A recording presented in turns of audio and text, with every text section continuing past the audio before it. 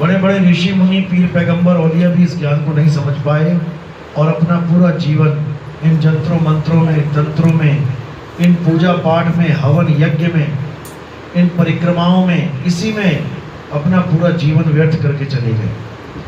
लेकिन मालिक की कृपा हो जाए तो समझ लो कि ये ज्ञान बहुत ही आसानी से समझ में आने लग जाता है।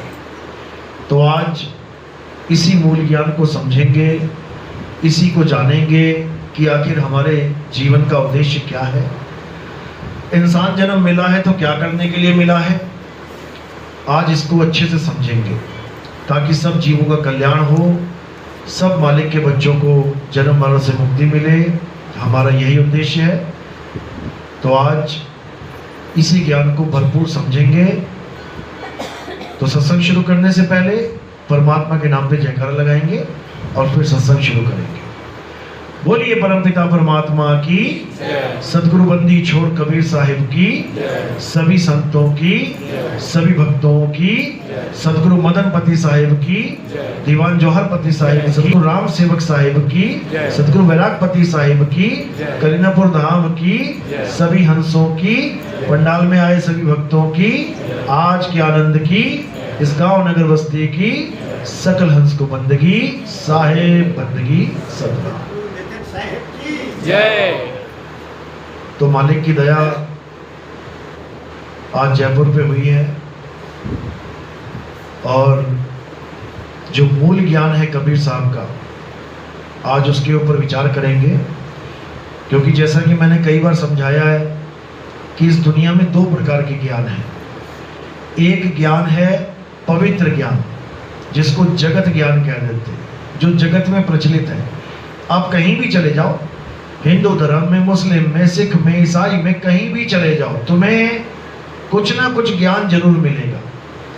तुम्हें कोई ना कोई कुछ ना कुछ बताने वाला मिल जाएगा। पाप से लेके पुण्य तक बताने वाला मिल जाएगा। पाप भी करवा सकता है तुमसे भगवान के नाम पे। क्या पता कोई ऐसा मिल जाए जो कह दे बकरे काट, माता को खुश करना है, भैरव बाबा को खुश करना है, दे बलि। तुम सोचोगे शायद सच में ऐसा खुश हो जाएगा।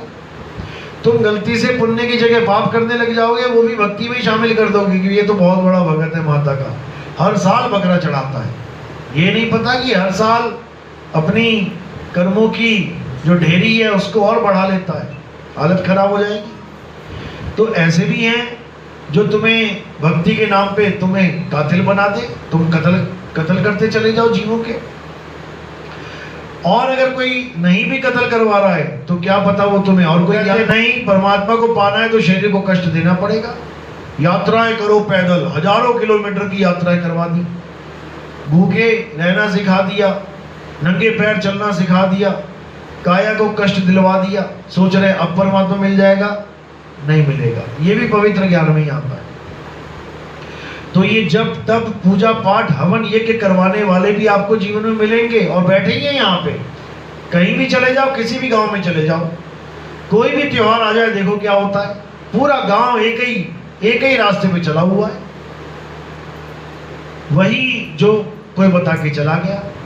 तो ये सब पवित्र ज्ञान में आता है। मुसलमान धर्म में चले जाओ, वहां तुम्हें नमाजें सिखा दी जाएंगी, कोई पूजा पाठ नहीं करना है, कुछ नहीं करना है। क्या करना है? 5 टाइम नमाज पढ़नी है, इससे अल्लाह मिल जाएगा, जन्नत मिल जाएगी, और तुम उसी में लग गए। ये भी पवित्र ज्ञान कहलाता है। तुम सिखों में चले गए, तुम्हें गुरुद्वारे में जाना सिखा देंगे, तुम्हें गुरु ग्रंथ साहब पढ़ना सिखा देंगे, वाणियाँ गुनगुनाते फिरोगे, ज़्यादा से ज़्यादा वाहिगुरु वाहिगुरु जपना सिखा देंगे। ये भी पवित्र ज्ञान में आता है। ईसाइयों में चले गए तो हालेलुया करना सिखा देंगे, बाइबल पढ़ना सिखा देंगे, ये भी पवित्र ज्ञान में आता है। यानी तुम कहीं भी चले जाओ, तुम्हें पवित्र ज्ञान समझाने वाले हजारों लाखों लोग मिल जाएंगे, लेकिन मूल ज्ञान बताने वाला तुम्हें कोई नहीं मिलने वाला। क्योंकि मूल ज्ञान कोई इंसान बता ही नहीं सकता। मूल ज्ञान कौन बताता है? मूल ज्ञान स्वयं परमात्मा बताते हैं, वही लीला करते हैं, वही तुम्हारे जीवन में नौतन सूरत रूपी संत को भेजते हैं। जो कबीर साहब है वो कौन है? नौतम सूरत है। वो नौतम सूरत का मतलब जो इस संसार को भी जानता है और अपने घर को भी जानता है। वो संसार में आके फंसता नहीं है जैसे हम और तुम फंस गए। सूरत तो हम भी हैं लेकिन फंस गए हैं, और वो निकालने वाला है यहाँ से। इसीलिए ज्ञान गुदड़ी पढ़ोगे, उसमें आता है नौतम नाम साहिब का रूपा। अब ये नौतम क्या है? ये कबीर साहब का वो स्वरूप है जो हमें दिखाई देता है। जो काया धारण करके वो आ रहे हैं, वो कौन आ रहा है? नौतम सूरत आ रही है। परमात्मा नहीं आ रहा है, वो शब्द गुरु नहीं आ रहा है, क्योंकि परमात्मा शब्द गुरु अचल है, वो कभी चलता नहीं है। उसकी महिमा नौतम सूरत गाते हैं। क्या बोलते हैं? आवे ना जावे, जन्मे नहीं मरे, सो निज पीव हमारा हो। ये कबीर साहब गा रहे हैं कि आवे ना जावे, मेरा परमात्मा कभी आता जाता नहीं है, लेकिन जीवों के कल्याण के लिए एक लीला कर देते हैं जिसको नौतम सूरत की लीला कहते हैं। तो वही लीला हर बार होती है। सतयुग में सतसुकृत नाम से होती है, त्रेता में मुनिंद्र नाम से होती है, द्वापर में अमय नाम से होती है, और कलयुग में कबीर नाम से होती है। ये चारों लीलाएं चारों युगों में होती हैं। लेकिन इसका मतलब कोई ये मत समझ लेना कि कबीर साहब का नाम केवल कबीर ही है। वो सतसुकृत भी हैं, वो मुनिंद्र भी हैं, वो करुणामय भी हैं, वो कबीर भी हैं। ये चारों नाम क्यों धारण किए? क्योंकि चार युग अलग अलग थे, इसलिए चार युगों में चार नाम धारण कर लिए। अगर तीन युग होते केवल, सतयुग त्रेता द्वापर, तो कबीर नाम होता ही ना। क्यों? क्योंकि चौथा युग आया नहीं, तो नाम कैसे धरेंगे? क्योंकि उन्होंने कहा है कि कलयुग में कबीर कहाऊं, और कलयुग ही ना होता तो क्या कहते? कुछ भी नहीं। क्योंकि लोगों ने उनको केवल कबीर मान लिया है कि वो कबीर ही है उनका नाम। यहां तक कि निज नाम को भी कबीर मान लिया, यथार्थ नाम को भी कबीर मान लिया कि कबीर साहब का असली नाम है कबीर देव। उसी को जपवा रहे हैं, ओम सोम सत्य कबीर, ओम सोम सत्य कबीर। कबीर साहब का नाम कबीर भी नहीं है, उनका नाम क्या है? जाकर नाम अकहुआ भाई, अकहुआ यानी जो कहने में नहीं आता। उनका नाम है अकह, अनाम, जो कहने में नहीं आता, लिखने में नहीं आता, बोलने में नहीं आता, पढ़ने में नहीं आता। लेकिन इस बात को वही समझ सकता है जिस पर मालिक की कृपा हो, जिसका विवेक जगा हो। तो कई जगह इशारे किए कबीर साहब ने कि मेरा कोई नाम नहीं है भाई, मेरा कोई रंग रूप नहीं है भाई, मेरा कोई शरीर नहीं है भाई। हम कौन हैं? हम शब्द स्वरूपी हैं। तो वाणी भी आती है, शब्द हमारा रूप है। साहिब कह रहे हैं मेरा रूप जानना है तो शब्द को जान।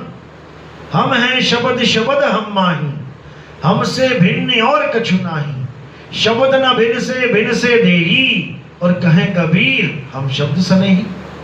कहते हैं अगर तू मुझे जानना चाहता है, मेरे स्वरूप को जानना चाहता है, तो ऐसे गुरु की शरण में जा जिससे मेरा विदेह स्वरूप ज्ञात हो, जो मुझे उस स्वरूप पे जानता है जो देह धारण करने से पहले मेरा स्वरूप है। उसको पकड़, उसको जान। और जो मेरे देही स्वरूप को मेरा स्वरूप मान बैठा है, वो अज्ञानता में जीता है। यानी जो दाढ़ी मूछों को, टोपी को, बाल को, खाल को, आंख, नाक, कान, पीठ, पेट को जो कबीर मान बैठे हैं, उनका कभी कल्याण नहीं हो सकता। गरीबदास जी ने बहुत बार वाणियों में बोला है, नानक साहब ने बोला, रूप न रेख न रंग, प्रभु तीन गुणों से भिन्न, तिस ही बुझाए नानका जित होवे प्रसन्न। जिस पर मालिक प्रसन्न हो जाता है, उस पर ऐसी दया कर देता है कि वो उसके निज स्वरूप का बोध करवा देता है। वो रूप रंग से न्यारा साधो, रूप रंग से न्यारा ऐसा गुरु हमारा, साधो ऐसा गुरु हमारा। कोई रूप ना रेख ना रंग, इनसे परे है वो। और वो क्या है? वो शब्द स्वरूप है। लोग अनजाने में क्या कहने लग जाते हैं कि नितिन दास शरीर को नहीं मानता, यानी साकार को नहीं मानता, ये पक्का निराकार का भगत है, ये पक्का निरंकारी है, ये निराकार की पूजा करवाता है। जबकि हम क्या समझा रहे हैं 2010 से, अरे निर्गुण सरगुण दोनों से न्यारा, और जानेगा कोई जाननहारा। साकार भी और निराकार भी दोनों ही नहीं है परमात्मा। साकार तन है और निराकार मन है। इन दोनों से परे उस आत्म सत्ता को पहचानो, उस सत्य स्वरूप को पहचानो। और पहचानेगा कौन? ये जीव पहचानेगा, जीव जानेगा उसको। ये जीव आत्मा उस परमात्मा को जानेगा, तब कल्याण होगा। तो इसीलिए कबीर साहब ने बार बार समझाने की कोशिश करी कि अचल आत्मा को जानो। गरीबदास जी कहते हैं, सतगुरु के लक्षण कहूं अचल विहंगम चाल, हम अमरापुर ले गए ज्ञान शब्द सिरघाल। कहते हैं ऐसा गुरु धारण कर जो तुझे अचल का ज्ञान करवा दे। अचल जो चलता नहीं है, वो कबीर साहब की बात नहीं करेगा कि कबीर साहब की मूर्ति पूज लो, कबीर साहब की फोटो पूज लो। कबीर साहब भी चल के आ रहे हैं, संतो अविगत से चला आया। जब चल के आ गए तो अचल कहां रहे? ये वो स्वरूप नहीं है जिसकी पूजा करनी है। उसके सत्य स्वरूप को जानो, शब्द स्वरूप को जानो। बीजक में क्या लिखा है? शब्द हमारा तू शब्द का, सुन मत जा सरक, और जो चाहे निज रूप को तो शब्द ही ले परख। कहते हैं शब्द हमारा, यानी मेरा स्वरूप क्या है? शब्द स्वरूप है। तू शब्द का, तू भी शब्द स्वरूप है। अपने आप को जीव बना मान के बना बैठा हुआ, अपने आप को काया माया मान के बैठ गया। शब्द हमारा तू शब्द का, सुन मत जा सरक। अब ये क्यों बोला? क्योंकि बड़ा अटपट ज्ञान है ये, जल्दी समझ में नहीं आता। कोई बच्चा स्कूल गया, पहला दिन टीचर ने बहुत कुछ समझाया, कुछ पल्ले ही नहीं पड़ा, घर वापस चला गया। माँ कहती क्या सीखा बेटा आज? अरे पता नहीं क्या क्या सुनाते रहे गुरुजी, समझ में नहीं आया कुछ। तो माँ कभी नहीं कहेगी कि बेटा तू दोबारा स्कूल मत जाना। क्या बोलेगी? कहेगी बेटा आज पहला दिन है, कल फिर जाना, परसों फिर जाना। धीरे धीरे धीरे करके तुम्हें वो ज्ञान समझ में आने लग जाएगा जो आज नहीं समझ में आ रहा है। तू सड़क के मत आ जाना स्कूल से, छोड़ के मत आ जाना इस क्लास को, बैठना वहां पे, कभी ना कभी दया होगी।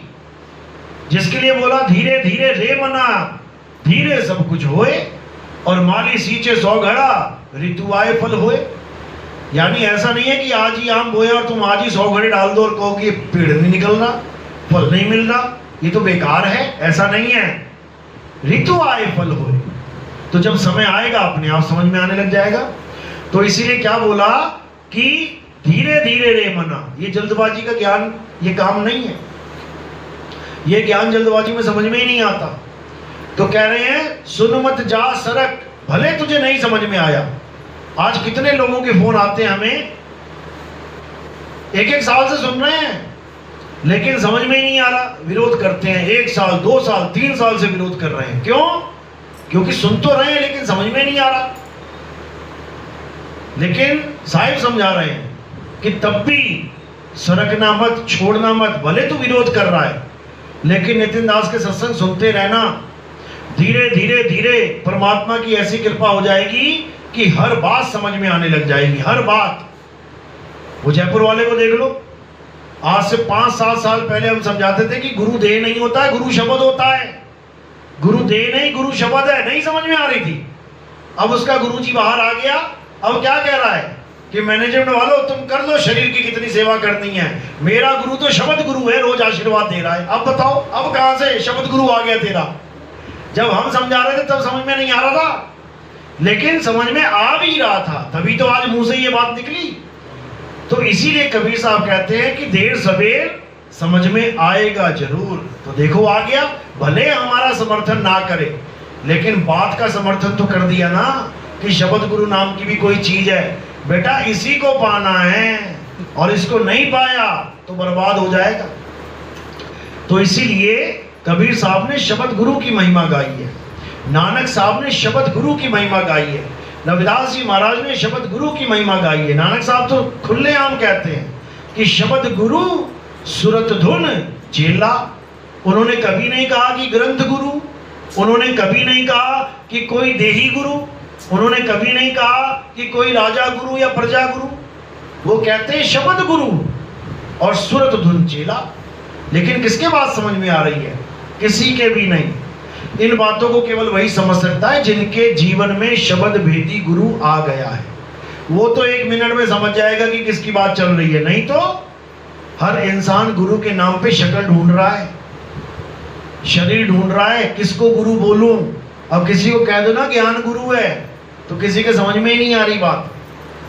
तो शरीरों को गुरु वो मानते हैं जिनका बुद्धि विवेक बहुत छोटे लेवल का होता है, और शब्द को गुरु वो मानते हैं जिनका बुद्धि विवेक बहुत ऊंचे लेवल का होता है।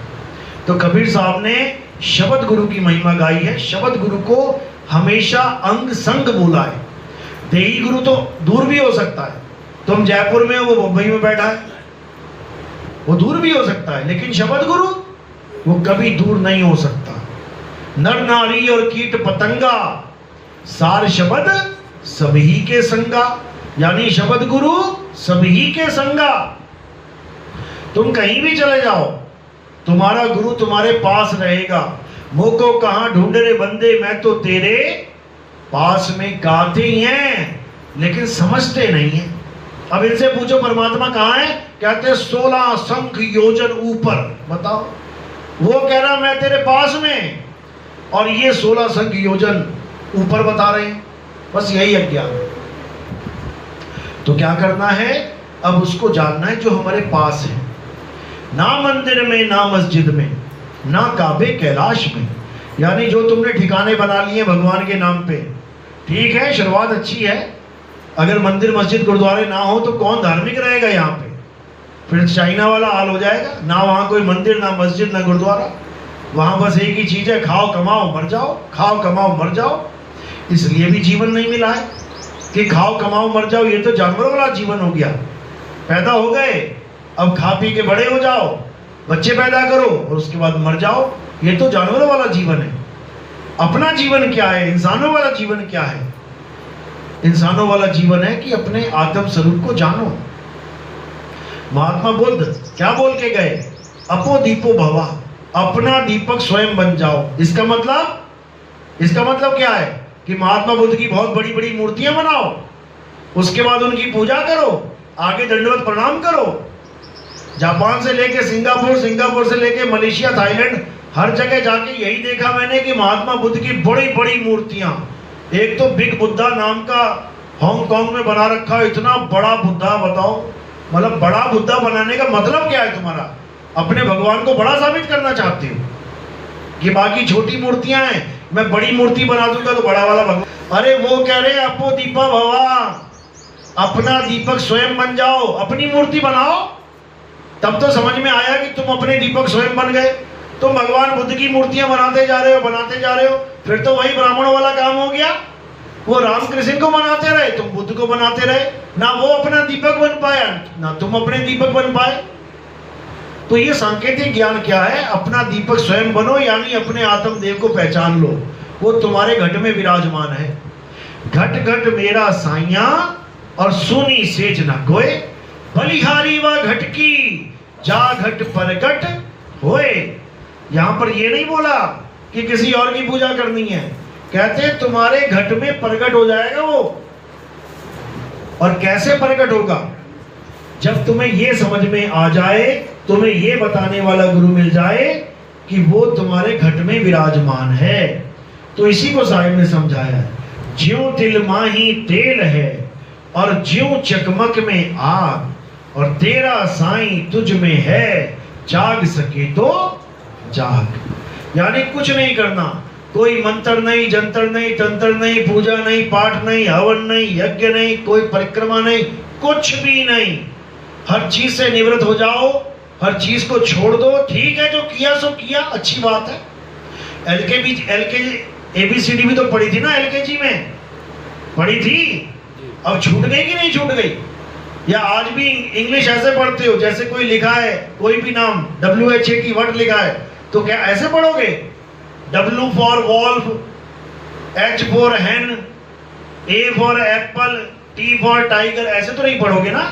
अब WHAT को व्हाट कहोगे सीधे, तो छूट गया कि नहीं छूट गया वो बचपन वाला ज्ञान? इसी प्रकार मंदिर, मस्जिद, गुरुद्वारे, चर्च ठीक है, शुरुआती ज्ञान बहुत अच्छा है, लेकिन सारी उम्र के लिए नहीं है ये कि तुम सारी उम्र इसी को ले। ये ज्ञान तुम्हें केवल एक मार्गदर्शन करता है कि भगवान नाम की कोई चीज है, अल्लाह नाम की कोई चीज है, वाहिगुरु नाम की कोई चीज है, गॉड नाम की कोई चीज है, बस इतना ही बताता है। आगे वो कहां है ये खोजना पड़ता है, ये तुम्हें भेदी गुरु बताएगा, तब समझो कि वो वस्तु मिलेगी, अन्यथा नहीं। तो इसलिए बोला वस्तु कहीं और ढूंढे कहीं, कैसे लागे हाथ, और गुप्त वस्तु तब मिले भेदी लीजिए साथ। जिस किताब में तुम्हें पढ़ाया गया A for apple, B for bat, C for cat, ना तो उसमें एप्पल था, ना उसमें बैट था, और ना उसमें कैट थी। वो एप्पल कहाँ था? वो पेड़ पे था। वो बैट कहाँ था? वो प्लेग्राउंड में था। वो कैट कहाँ थी? वो गलियों में थी। वो टाइगर कहाँ था? वो जंगल में था। लेकिन उसके चेहरे उस किताब में दिखाए गए, यानी एक नकल दिखा दी गई तुम्हें, और असल वहां पर नहीं है। इसी प्रकार मंदिर में जो मूर्तियां बनाई गई हैं ये उसकी नकल है। राम जी कैसे थे उसकी नकल बना दी, कृष्ण जी कैसे थे उसकी नकल बना दी, हनुमान जी कैसे थे उसकी नकल बना दी, और उसी को भगवान समझ लिया, बस यही गलती कर दी। वो तो एक नकल है, असल क्या है उसको जानना पड़ेगा। और वो भी शरीरों की नकल है, स्वरूप की नकल नहीं बना सकता कोई। कोई कहे राम जी की आत्मा का मंदिर दिखाओ, हनुमान जी की आत्मा की फोटो दिखाओ, शंकर जी की आत्मा का चित्र दिखाओ, कोई नहीं दिखा सकता। शरीरों का दिखा सकता है, आंख, कान, नाक, बाल, खाल दिखा दिया, लेकिन जो यथार्थ स्वरूप है, गीता पढ़ो अध्याय 2, हे अर्जुन तू और मैं ये नाशवान शरीर नहीं है कि तू अपने आप को शरीर मान ले और मुझे भी शरीर मान ले। हे अर्जुन, जो मुझे नर रूप में मानते हैं, जो मुझे इंसान समझते हैं, वो मूर्ख हैं। मूर्ख की संज्ञा दी है वहां पे, अज्ञानी की संज्ञा दी है। यानी मुझे जो शरीर यानी इंसान मान रहा है वो मुझे जानता ही नहीं। मैं शरीर नहीं, मैं आत्मा हूं, अजन्मा हूं। जहां पर ये बोला है ना कि हे अर्जुन तेरे और मेरे कई जन्म हो गए हैं, तू नहीं जानता और मैं जानता हूं, उसी का अगला श्लोक है कि मैं अजन्मा हूं। तो दो बातें कैसे कर रहे हैं वो? एक तरफ कह रहे हैं कि तेरे भी कई जन्म हो गए, मेरे भी कई जन्म हो गए, और अगले ही श्लोक में कह रहे हैं यद्यपि मैं अजन्मा हूं। अब ये क्या बोला? ये क्यों बोला? क्योंकि दोनों श्लोकों में दोनों स्वरूपों का वर्णन हो गया। एक असत्य स्वरूप यानी नर स्वरूप, मेरे कई जन्म हो गए हैं, यानी मैं कभी राम बन के, कभी परशुराम बन के, कभी मैं बुद्ध बन के, कभी मैं कुछ बन के, वामन अवतार बन के, कई जन्म लिए मैंने, लेकिन मैं अजन्मा हूं, यानी आत्म स्वरूप में मेरा कोई जन्म नहीं होता, मैं तो अजन्मा हूं। जैसे वो अजन्मे हैं ऐसे ही हम सब अजन्मे हैं, हमारा कभी जन्म होता ही नहीं है। जन्म किसका होता है? शरीरों का।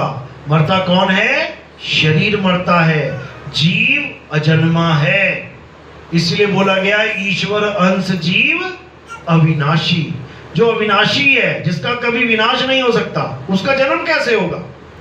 जन्म का मतलब ही मृत्यु है। जो जन्मेगा सो मरेगा, और जो जन्मा ही नहीं वो कैसे मरेगा? वो कभी नहीं मर सकता। इसलिए साहिब ने बार बार समझाया, जीव सोई जो जुग जुग जीवे, उत्पत्त परलय माही। उत्पत्त परलय यानी ये काया उत्पन्न हो रही है, परलय में जा रही है, उत्पन्न हो रही है, परलय में जा रही है, और बीच में कौन फंसा हुआ है? जीव। अब ये खुद को जान नहीं रहा मैं कौन हूं, और अपने आप को काया मान के बैठ गया। मैं लड़का, मैं लड़की, मैं आदमी, मैं औरत, मैं बच्चा, मैं बूढ़ा, मैं जवान। बस यही है अज्ञान, इसी को खत्म करना है। यानी अपने स्वरूप को जब जीव जानेगा, जीव सोई जो जुग जुग जीवे, उत्पत्त परलय माही। देह धरे भरमे 84, निर्भय कबहू नाही। बस एक ही प्रॉब्लम है इस जीव के साथ कि देह धारण करता है। आज जो देह धारण की है, इसको छोड़ देगा, अगली पकड़ लेगा, फिर उसको छोड़ देगा, फिर अगली पकड़ लेगा, फिर उसे छोड़ देगा, फिर अगली। बस ये रोग खत्म हो जाए तो ये अमर ही है, ये अविनाशी ही है, ये अपने सत्य स्वरूप को भूला बैठा है, इसलिए ये भटक रहा है।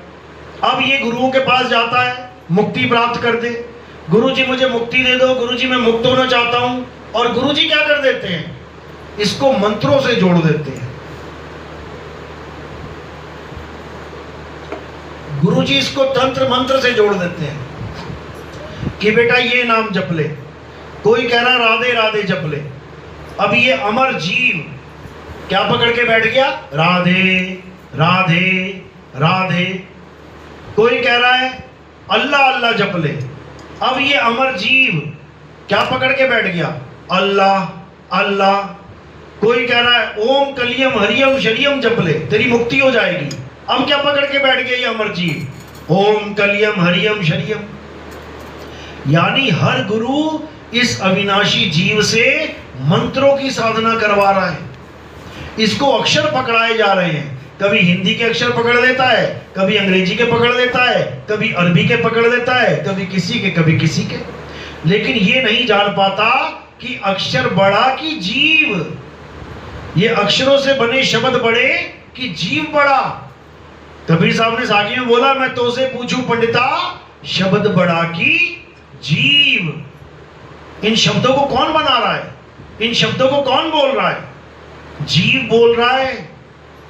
जीवों के द्वारा ये शब्द उत्पन्न हो रहे हैं। तो जो अविनाशी खुद है वो इन नाशवान शब्दों को लेके बैठा है, तो कैसे कल्याण होगा, कभी नहीं होगा। तो क्या करना है, इस जीव को ऐसा शब्द बताना है जिसको जीव ने उत्पन्न नहीं किया। जिसके लिए बोला, बीजक बतावे वित्त को जो धन गुप्ता होए, और ऐसा शब्द बता जीव को बुझे बिरला को। यानी ऐसा शब्द इस जीव को मिल जाए जिससे इसका कल्याण हो जाए। अब वो शब्द क्या है, वो नाम क्या है, वो ये मंत्र जंतर नहीं है। वाणी पढ़ो, संतो अविगत से चला आया, उसमें क्या बोले, कह रहे हैं शब्द स्वरूपी नाम साहिब का। यानी साहिब यानी परमात्मा। परमात्मा का नाम क्या है, शब्द स्वरूपी नाम साहिब का। ये नहीं बोला कबीर साहिब नाम साहिब का, या सत सुकृत नाम साहिब का, या मुनिंदर नाम साहिब का, या करुणामय नाम साहिब का, बिल्कुल नहीं। क्या बोला, सत्य स्वरूपी। जो सत्य स्वरूप है वो क्या है, नाम साहिब का। वो है साहिब का नाम, यानी सत्य स्वरूप ही का साहिब निज नाम है, और वही निज नाम हमारा। सत्य स्वरूपी नाम साहिब का, सो निज नाम हमारा। अब ये जो निज नाम है यही देने आते हैं कबीर साहब। यानी कोई मंत्र जंतर तंत्र देने नहीं आते। कबीर साहब तुम्हें तुम्हारा निज नाम देने आते हैं। समझा रहे हैं वाणी में, 3 गुणों की भक्ति में ये भूल पड़ा संसार, और कहें कबीर निज नाम बिन कैसे लागे पार। तुम्हें समझा रहे हैं कि तुम्हें तुम्हारा निज नाम चाहिए, और तुम्हारा निज नाम क्या है, सत्य स्वरूप। यानी तुम्हें ऐसा गुरु मिल जाए जो तुम्हें तुम्हारा सत्य स्वरूप लखा दे। और कौन लखा पाएगा, जिसको उसका सत्य स्वरूप पता हो। जो खुद मंत्रों में फंसा पड़ा है वो तुम्हें भी मंत्रों में फंसा देगा। इसलिए साहिब ने कहा, घर घर मंत्र देत फिरत हैं ये माया के अभिमाना, और गुरुआ सहित शिष्य सब बूढ़ गए ये भवसागर में। अंत काल पछताना साधु देखो ये जगबौराना। यानी जो तुम्हें मंत्र दे रहा है वो झूठा गुरु है। तंत्र मंत्र सब झूठ है, इनमें ना भर में कोई, शब्द जाने बिना कागा हंस ना होए। कागा हंस कैसे बनेगा, जब उसको अपना सत्य स्वरूप प्राप्त होगा। अभी कागा बना हुआ है। कागा भी एक स्वरूप है। किस रंग का स्वरूप है, काले रंग का। और कागा से हंसा किया तो क्या बदला, स्वरूप बदल गया। अब वो कागा नहीं रहा, अब वो अपने असली स्वरूप में आ गया। जैसे तुमने काली कमली ओढ़ ली तो लोग तुम्हें काला समझने लग गए, और तुम अंदर से एकदम गोरे चिट्टे हो। बाहर से काली कमली वो तुम्हें काला दिखा रही है, लेकिन तुम अंदर से एकदम गोरे हो। अब क्या हुआ, जो काले को जान रहा है वो कागा को जान रहा है, और जो कमली हटा के तुम्हारे असली स्वरूप को, गोरे चिट्टे को जान रहा है, वो हंस को जान रहा है। तो दोनों एक साथ ही हैं यहाँ पे। तो कह रहे हैं कागा से, यानी जब तुम अपने आप को शरीर मान लेते हो तो कागा बन जाते हो तुम। कागा से हंसा किया, और जब तुम अपने शरीर को अपना स्वरूप ना मान के अपने आत्म स्वरूप को अपना स्वरूप जान लेते हो तो तुम क्या बन जाते हो, हंसा। पहले भी हंसा ही थे तुम। कई लोग कहते हैं देखो ये कागा से हंसा बना रहा है नितिन दास, देखो इसका भी स्वरूप बदल रहा है, पहले काला था अब गोरा हो गया, और जो बदले सो माया। अरे वो पहले से ही गोरा था, वो मान बैठा था अपने आप को काला, वो पहले से ही गोरा था। अपने स्वरूप को जान लिया उसने तो वो हंसा बन गया, और जो नहीं जान पाया वो कागा रह गया, स्वरूप नहीं बदल गया, उसका नजरिया बदल गया। पहले वो अपने आप को शरीर मानता था, अब वो अपने आप को आत्मा जान रहा है। तो क्या पहले आत्मा नहीं था क्या? पहले भी आत्मा ही था। हंसा कागा बना बैठा था, अब कागा वृत्ति को त्याग के अपने असली रूप में आ गया। तो इसको मूल ज्ञान कहते हैं। इसमें मंत्र जंतर वाला कोई खेल नहीं है, बल्कि जो तुम नाम जप रहे होगे वो भी छुड़वा दिए जाएंगे। छोड़ दे इसको, क्योंकि गुरु का काम है नाम छुड़वाना। कौन से वाले? असत्य नाम। और गुरु का काम है नाम लखाना। कौन सा वाला? सत्य नाम। तो कह रहे हैं सत्य नाम को जान के दूजा दे बहा। उस एक नाम को जान ले जो सत्य है, और दूजे वाले को बहा दे जो तू हिंदी पंजाबी उर्दू फारसी के लेके बैठा है। एक नाम को जान के दूजा दे बहा, और चंचल से निहिचल भया, नहीं आवे नहीं जा। पहले चंचल हुआ पड़ा था, अब नीचल यानी अचल हो गया, अब आएगा जाएगा नहीं। इसी को समझना है, इसके अलावा सब अज्ञान है। तो कबीर साहब इसी शब्द की महिमा गाते हैं। और शब्द कोई एक नहीं है कि कोई कहे हमारे गुरु भी शब्द कोई महान बता रहे हैं, तुम्हारा गुरु भी शब्द को महान बता रहा है। और पूछो कौन सा शब्द? तो कोई कह रहा है जाप, कोई कह रहा अजपा, कोई कह रहा अनहद। शब्दों में भेद है। करें शब्द शब्द बहुअंतरे, सार शब्द मत लीजिए। और कहें कबीर जहां सार शब्द नहीं, दरिक जीवन सो जीजे। यानी शब्दों शब्दों में भी बहुत बड़ा अंतर है। कुछ जाप शब्द लेके बैठे हैं, कुछ अजपा जाप शब्द लेके बैठे हैं, कुछ अनहद नाद शब्द लेके बैठे हैं, और बाकी सार शब्द की महिमा गाते हैं। तो तीनों को कबीर साहब ने छोड़ने की बात कर दी। जाप मरे, अजपा मरे, अनहद भी मर जाए, और सुरत समाये शब्द में। कौन सा? सार शब्द। वाको काल ना खाए, यानी अगर काल से बचना है तो सारे मंत्रों को त्याग दो। ये श्वास उच्छ्वास की जो भक्ति चल रही है इसको त्याग दो, क्योंकि साहिब कह रहे हैं नहीं प्राण में, नहीं पिंड में, और ना ब्रह्मांड आकाश में। मना कर रहे हैं, कोई प्राण में मैं नहीं बैठा हूं कि तुम प्राण योग करने लग गए, तुम प्राणों में परमात्मा ढूंढने लग गए, नहीं मिलेगा। नई श्वासों की श्वास में, कह रहे हैं श्वासों में भी नहीं मिलेगा। खोजी होए तुरंत मिल जाऊं, एक पल की तलाश में। अगर भेदी गुरु मिल गया तो कहते हैं एक पल में बता देगा तुम्हें, तुम्हारी खोज पूरी हो जाएगी। कहें कबीर सुनो भाई साधो, मैं तो हूं विश्वास में। उसके बाद दुनिया इधर से उधर हो जाए, लेकिन तुमने पूरे विश्वास के साथ उस ज्ञान को समझना है, उसको जानना है, तब कल्याण होगा, अन्यथा नहीं होगा। तो साहिब यही समझा समझा के चले गए, लेकिन ये जीव बेचारा समझ ही नहीं पाया। और ये सारा ज्ञान कैसे बोला उन्होंने? भाग के बताया सार शब्द के बारे में, आदि नाम के बारे में। तो वाणी में बोल के भी गए, आदि नाम हम भाग सुनाया, और मूर्ख जीव समझ नहीं पाया। इस वाणी को भी नहीं समझ पाए ये मूर्ख। ये कहते हैं मुझे, कहते देखो कबीर साहब कह रहे हैं कि आदि नाम हम भाग सुनाया, यानी आदि नाम एक मंत्र है जिसे भागा जाता है, यानी बोला जाता है। चलो मान लिया कि आदि नाम ये वाला मंत्र है, हुलुलुलुलुलु। किसको नहीं सुनाई दिया? सबको सुन गया ना। अब इसको कौन रिपीट नहीं कर पाएगा? हुलुलुलुलु। अब ये आदि नाम बोलने और सुनने वाली चीज नहीं है, यह है समझने वाली चीज।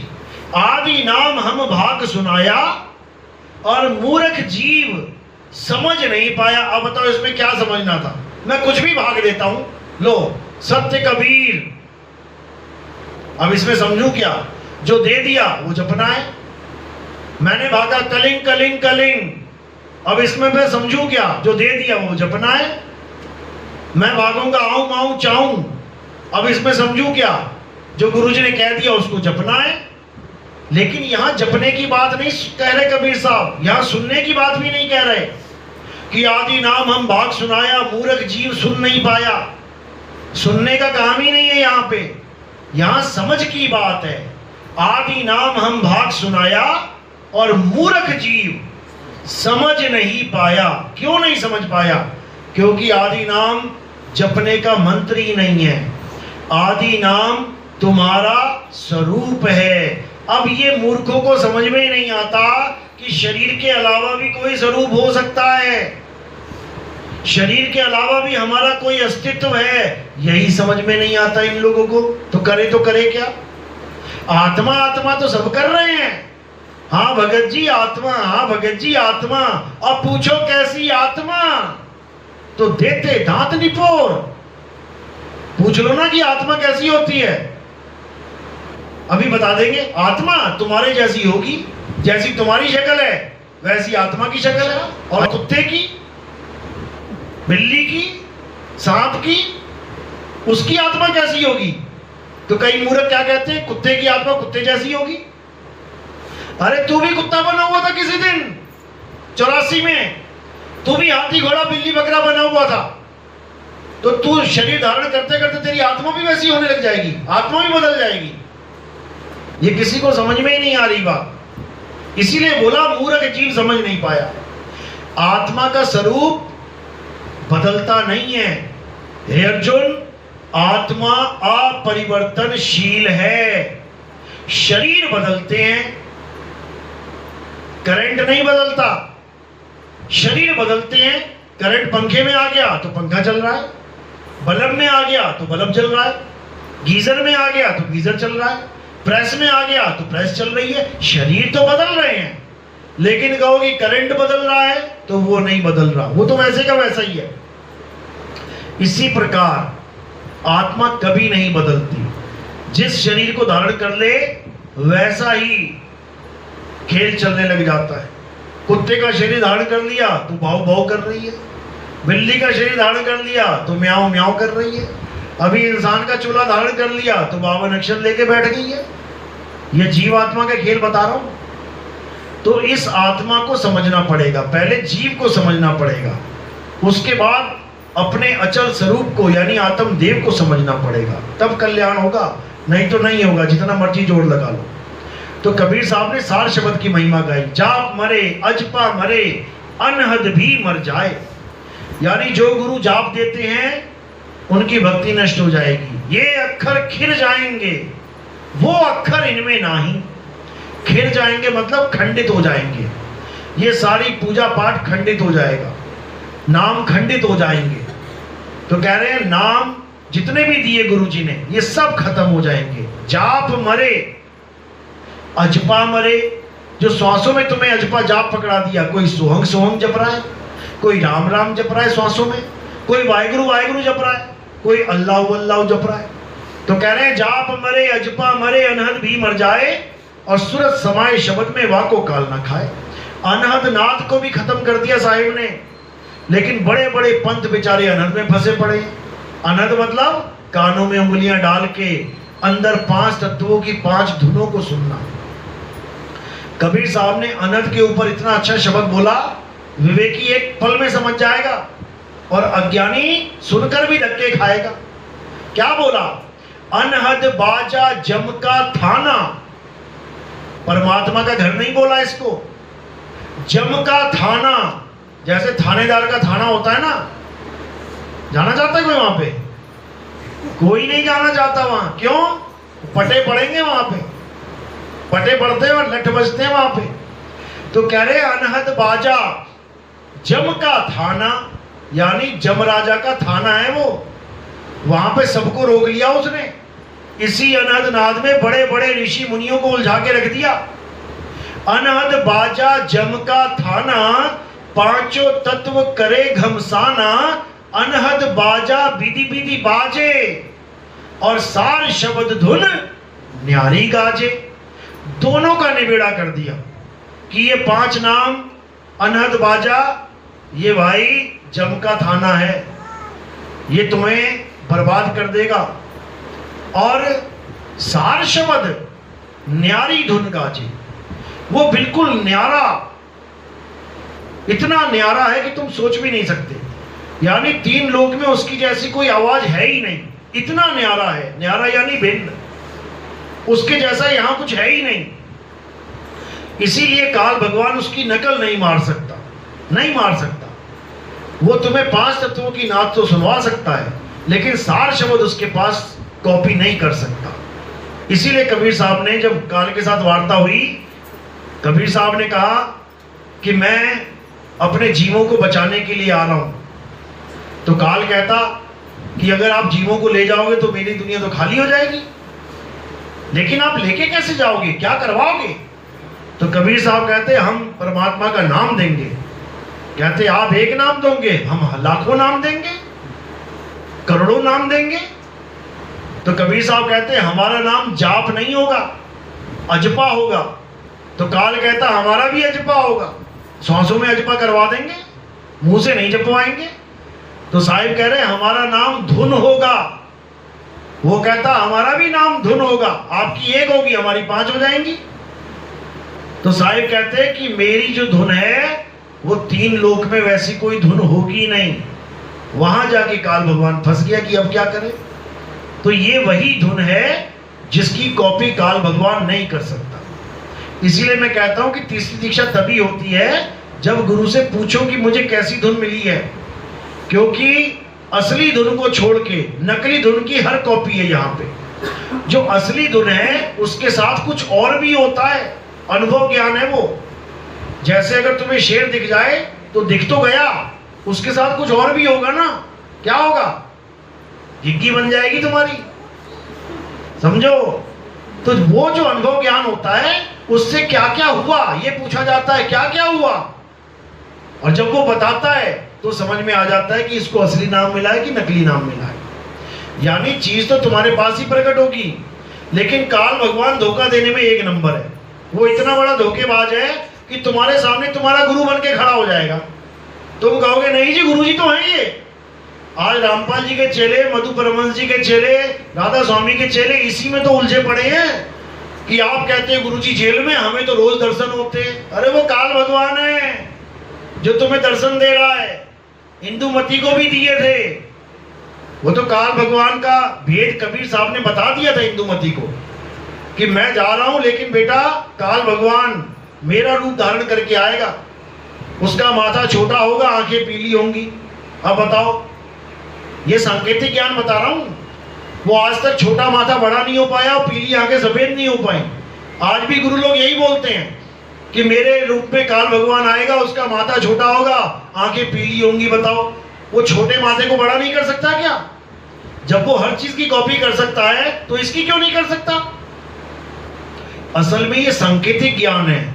कबीर साहब ने वहां ये बोला था, बेटा काल भगवान शरीर धारण करके आएगा, लेकिन मैं शरीर हूं ही नहीं, मैं हूं ही नहीं। समझ जाना काल है, क्योंकि मैं देश स्वरूप नहीं, मैं विधेय स्वरूप हूं।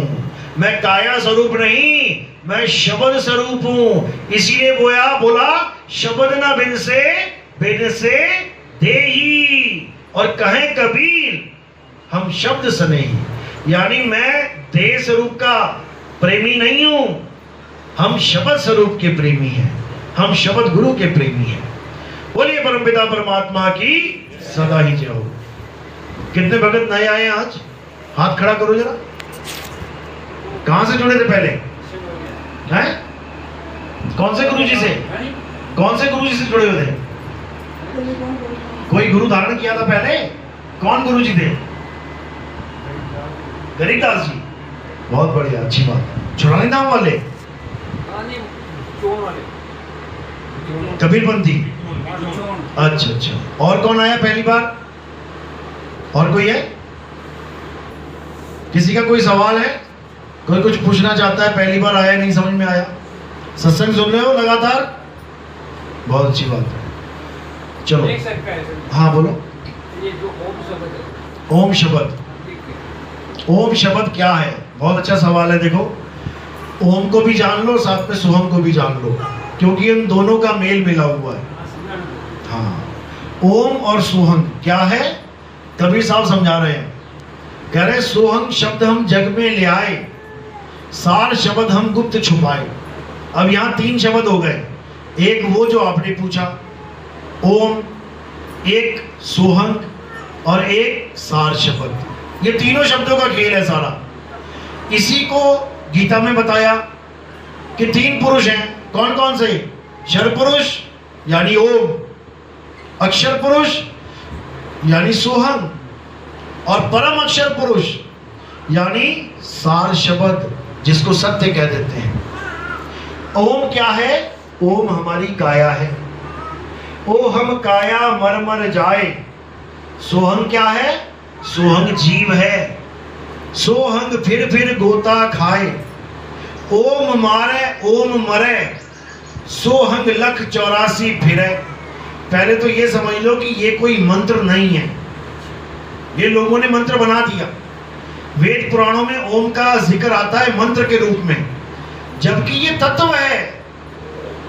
ओम तत्व है, सोहंग तत्व है, सार तत्व है। ओम कौन सा तत्व है? ये पंच भौतिक तत्व ओम है। ओम मारे ओम मरे। अभी 2 लोग लड़ने लग जाए आपस में, एक ने मार दिया और एक मर गया। कौन मरा? ओम मारे ओम मरे, यानी काया ने काया को मार दिया। और जो सोहंग था वो क्या कर रहा है? सोहंग लख 84 फिर है। ये काया छोड़ दी क्योंकि मर गई काया, अब चला गया 84 में।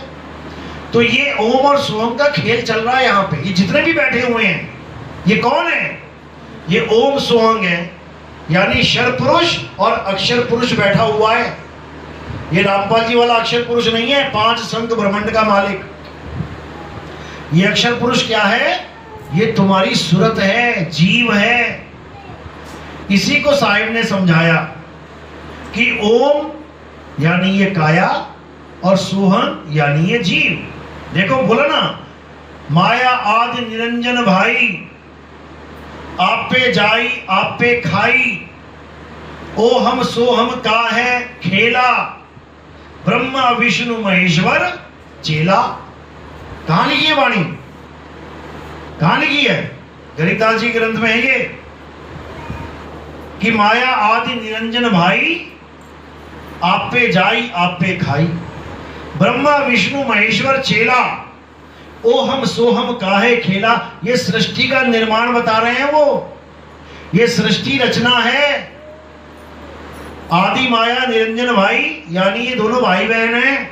क्यों? एक ही परमात्मा की संतान है, एक ही परमात्मा से पैदा हुए हैं, इसलिए दोनों भाई बहन हो गए। आगे ब्रह्मा विष्णु महेश्वर चेला, यानी 3 गुणों को पैदा करके सृष्टि बना दी।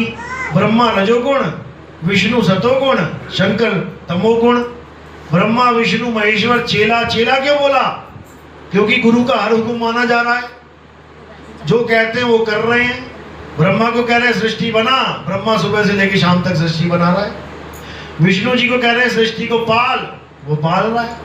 शंकर जी को कह रहे हैं कि शुरुआत कर, लगा नंबर सबका, वो लगा रहा है नंबर। ये चेले बने हुए हैं, ब्रह्मा विष्णु महेश्वर चेला। ओहम सोहम का है खेला। ये सारा संसार किसका खेल है? ओम और सोहम का। ओम क्या है? ये काया। सोहम क्या है? ये जीव। अब दृष्टि लगाओ, दुनिया में कहीं भी हाथी आए तुम्हारे सामने भागा भागा, कौन आ रहा है? ओम और सोहम। शेर आया तुम्हारे सामने, कौन आ गया? ओम और सोहम।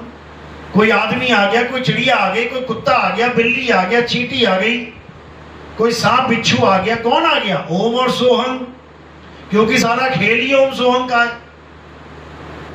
अब इन दोनों से न्यारा कौन है? क्षर पुरुष और अक्षर पुरुष, इन दोनों से परे कौन है? परम अक्षर पुरुष। वो कौन है? अरे सोहम ऊपर और है, सत सुकृत एक नाम, सब हंसों का वंश है, नहीं बस्ती नहीं गांव। कह रहे सोहम से ऊपर भी कोई और है, यानी जीव से भी परे कुछ है। कबीर पंथ में जो पारक पंथ वाले हैं, पारक सिद्धांत वाले, ये जीव से आगे किसी को नहीं मानते। ये कहते जीव है ये जो कुछ है, जीव भी आदि अनादि और ये पांच तत्व भी आदि अनादि, यही अज्ञान है। जबकि कबीर साहब कह रहे हैं आदि अनादि कौन है? एक है, दो आदि अनादि नहीं हो सकते, क्योंकि आदि अनादि कौन है? जगदीश है। दो आदि अनादि हो गए तो इसका मतलब कितने जगदीश हो गए? दो जगदीश हो गए। यानी पारक सिद्धांत वाले दो जगदीश मान के बैठे हैं। अब पारक सिद्धांत वालों के लिए कबीर साहब ने बीच में क्या बोला? भाई रे दो जगदीश कहां से आया और कहो कौन बौर आया। अब ये जो खुद बौराए बैठे हैं, ये दुनिया को कहते हैं कि दुनिया बौराई हुई है, ये खुद ही बौराए हुए हैं, क्योंकि इनको जीव से आगे का ज्ञान नहीं पता। इनको नहीं पता कि पीव भी कोई चीज है। लेकिन वाणी गाते हैं, बहु बंधन में बांधिया एक बेचारा जीव, और क्या बल छूटे आपने जो ना छुड़ाए पीव। अब इनसे पूछो पीव कहां है? जीव तो पता लग गया, बंधन में है। कौन से बंधन में? जड़ और चेतन के बंधन में। पीव कहां है? ये कभी नहीं बता सकते। पीव कहां है? बंधन मुक्त है। इसलिए साहिब ने कहा कि जीव जीव की पूजा करने में लगा है, यानी वो पूज रहा है, कभी मुक्त नहीं हो सकता। बंदे को बंधा मिला, छूटे कौन उपाय, और कर सेवा निर्बंध की, तो पल में लेट छुड़ाए। यानी तुम्हें ऐसा ज्ञान मिलेगा जो निर्बंध होगा, यानी जो काया में बंधा हुआ नहीं है। और तुम्हें किसकी पूजा करवाई जा रही है? जो काया में बंधा हुआ है। तुम्हें भगवान भी ऐसा बताया जा रहा है जो काया में बंधा हुआ है, काया के अंदर भगवान बताया जा रहा है तुम्हें।